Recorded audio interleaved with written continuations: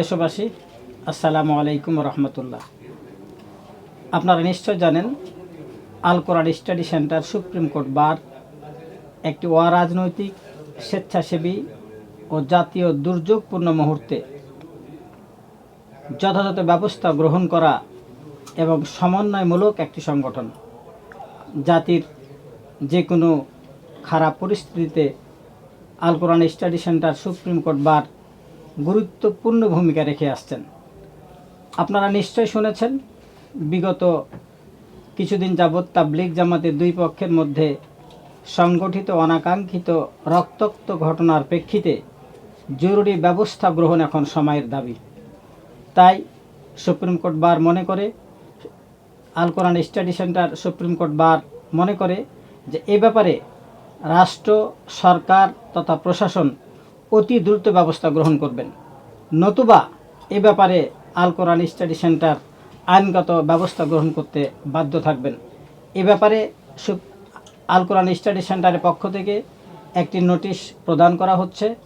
আমাদের তাবলীগ জামাতের দুই পক্ষ আজকে বিবদমান পরিস্থিতিতে টঙ্গী ইজতেমা, বিশ্ব ইজতেমা নিয়ে আজকে দুই পক্ষই তাদের বিভিন্নভাবে সরকারের নিকট দাবি দাওয়া করছে। এক পক্ষ বলছে তারা বিশ্ব ইজতেমা একটি করবে, আর এক পক্ষ বলছে বিশ্ব ইজতেমা তাদের মতে তার দুই ভাগে বিভক্তভাবে করবে। এবং আমরা দেখতে পাচ্ছি গত এই বিশ্ব ইজতেমা নিয়ে গত 17 ডিসেম্বর দুই পক্ষের সংঘর্ষে 4 জন নিহত, শতাধিক আহত হয়েছে।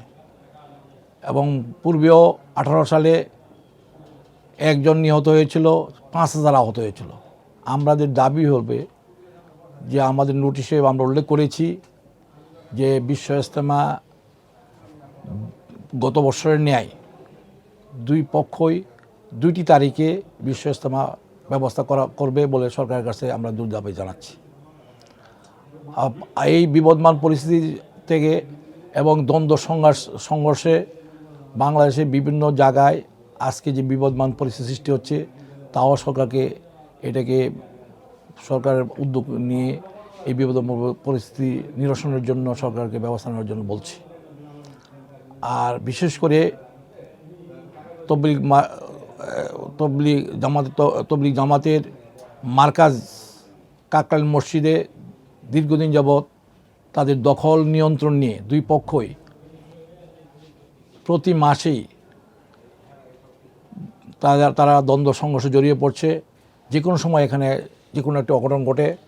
সেই জন্য সরকারকে বলছি যে এই কাকরাইল মসজিদকে আবাসিক স্থল বা বসবাসের যোগ্য না বানিয়ে এটা মসজিদকে রাখার জন্য, মসজিদের পরিবেশ রাখার জন্য ঢাকা ডিসির নেতৃত্বে একটা মসজিদ কমিটি করে মসজিদকে সম্পূর্ণ দখলমুক্ত করার জন্য আমরা এই নোটিশে দাবি করছি। আর বাংলাদেশের বিবদমান দুই পক্ষ, তাবলীগ জামাত দুই পক্ষ যেন কারোর বিরুদ্ধে কোনো জায়গায় কোনো মসজিদে যেন কোনো বিদ্বেষপূর্ণ বক্তব্য না দেয়, এবং তারা যেন কোনো লিফলেট, কোনো পোস্টার বা এই ধরনের পত্রপত্রিকা বিবৃতি দিয়ে এক পক্ষ অপর পক্ষে বিদ্বেষপূর্ণ বক্তব্য না ছড়ায়, তার জন্য সরকারের জন্য যা বিহিত ব্যবস্থা নেওয়ার জন্য আমরা এই নোটিশ দাবি করছি। এবং আগামী 5 দিনের মধ্যে যদি সরকার এই সকল উদ্যোগ না নিয়ে বিশ্ব ইজতেমা করার জন্য ব্যবস্থা না নেয়, এবং আমরা বলছি দুই পক্ষের স্বরাষ্ট্র পক্ষের 5 জন বিশিষ্ট ব্যক্তি নিয়ে এবং স্বরাষ্ট্র মন্ত্রণালয় এবং ধর্ম মন্ত্রণালয়কে নিয়ে তারা যেন একটা লেজো কমিটি করে যেন বিশ্ব ইজতেমা 2টা পরিচালনা করে, তার জন্য আমরা নির্দেশ দিচ্ছি। এবং যদি আগামী 5 দিনের মধ্যে এই ব্যাপারে কোনো ব্যবস্থা গ্রহণ না করে, আমরা মহামান্য হাইকোর্টের দ্বারস্থ হয়ে আমরা এর জন্য আমরা আইনত ব্যবস্থা নিতে বাধ্য হব।